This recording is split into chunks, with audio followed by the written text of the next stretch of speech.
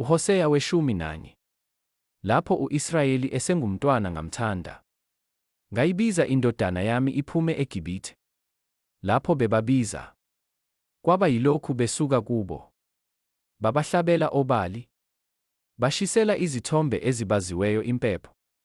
Nokho mina ngamcathulisa u-Efrayimi.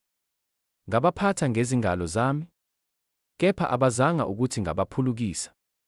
Ngabadonsa ngezintambo zomuntu, ngamagoda othando. Ngaba kubo njengophakamisa ijoka entanyeni yabo. Ngagobela kubo, ngabanika ukudla. Abayikubuyela ezweni laseGibhithe, owase-Asiriya abe yinkosi yabo.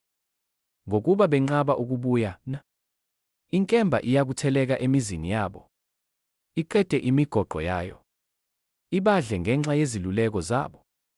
Abantu bami bahlose ukuhlehla kimi. Noma bebabizela kongaphezulu kangakanani, akakho oziphakamisayo. Ngingakunikela kanjani Efrayimi? Ngikukhaphele Israyeli na? Ngingakwenza kanjani ube njenge-Atima? Ngikubeke ufane neSeboyimi na? Inhliziyo iyaphenduka phakathi kwami. Sonke isihawu sami sivusiwe. Angiyikwenza ukufutheka kwentukuthelo yami. Ngingabuyeli ukumchitha u-Efrayimi. Ngokuba nginguNkulunkulu, angisiye umuntu. Ngingongcwele phakathi kwenu. Angiyikufika ngolaka. Bayakulandela uJehova oyakubhonga njengengonyama. Ngokuba uyakubhonga, abantwana bakhe bavele entshonalanga ngokuthuthumela.